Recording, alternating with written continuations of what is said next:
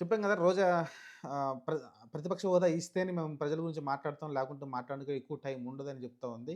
మరి ఇదే రోజా, ఇదే ఈళ్ళు అంతకుముందు ఈళ్ళు టీడీపీ ప్రతిపక్షంలో ఉన్నప్పుడు టీడీపీకి ఒక 4 సీట్లు లాక్కుంటే వాళ్ళ ప్రతిపక్ష హోదా గూడా ఉండదని ఎద్దేవా జేసి భయపెట్టిందెవరు? ఇదే టీడీపీ వాళ్ళే గదా! ఇదే రోజా కూడా చెప్పింది గదా! ఆ రోజు.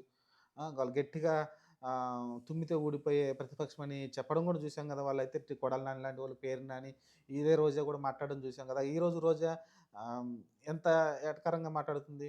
అసలు మీరు అసెంబ్లీలకే పోలేదు. అప్పుడు 2014లో పెద్ద ప్రతిపక్షం ఉంటే అసెంబ్లీలకి పోయినట్టు. 2014లో ఏమైనా పోయారా అసెంబ్లీలకి మీరు పెద్దగా?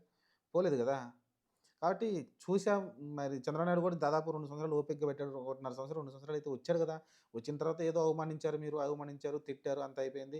ఆయన బయటకొచ్చాడు, శపథం చేసి అయిపోయింది. కనీసం మీరు అది కనీసం ఒక్కరోజు గూడా అసెంబ్లీలో కూర్చోడానికి కూడా ఓపిక లేకపోతే దాన్ని మనం ఎలా చూస్తాం? కనీసం గంట, అరగంట కూడా కూర్చోలేకపోయాడు జగన్మోహన్ రెడ్డి. ఇంక దీని గురించి మాట్లాడతారు. మా ప్రతిపక్ష హోదా ఇస్తే ఇరగదీస్తాం, పొడుస్తామని. అసలు ముందు ప్రజల సమస్యలే పోరాడడానికి బయటకి రావట్లేదు ఈ రోజమ్మ అయితే.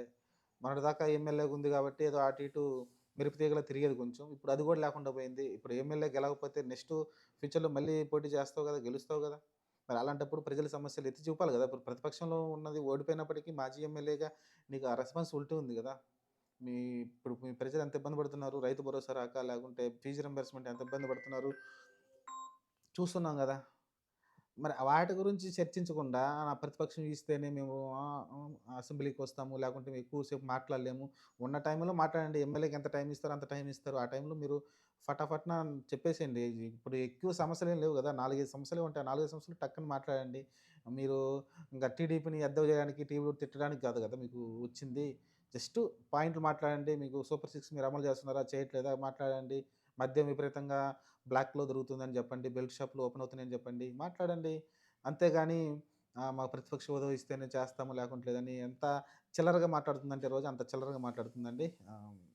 చెప్తున్నా గదా! రాజకీయాలు అట్ట తయారైపోయినియి. ఎందుకంటే గెలిచిన సరే జగన్మోహన్ రెడ్డి అహంకారంతోటి ఇలాగ అవమానిస్తే రాకపోతే మిగతా వాళ్ళొచ్చి మాట్లాడొచ్చు గదా! మిగతా ఎవరైతే ఉన్నారో మిగతా 10 మందొచ్చి కూర్చొని మాట్లాడొచ్చు గదా! వాళ్ళు గూడా మొక్కుబడిగా మా ఎమ్మెల్యే పదవులు పోతాయన్నట్టుగా వచ్చి ఆహ్, జస్ట్ హాజరేసుకొని ఎళ్ళిపోయారు. ప్రెజెంట్ ఏపిచ్చుకొని ఒక అరగంటలో కూర్చొని ఎళ్ళిపోయారు అంతే తప్ప ఇంతకు మించి ఏం లేదండి. జగన్మోహన్ రెడ్డి గూడా పెద్ద ఏదో అదేదో తెలివి ప్రదర్శించినట్టయితే అనుకుంటున్నారు. తెలివి గాదు ఎంత ఎరితనంగా ప్రవర్తించారో అంత ఎరితనంగా ప్రవర్తించారు జగన్మోహన్ రెడ్డి అయితే. మరి ఆ సలహా మరి ఆయనే తీసుకున్నాడా లేకుంటే ఎవరైనా సజెషన్ ఇచ్చారో తెలీదు గానీ అంత వెరితనంగా ఉంది.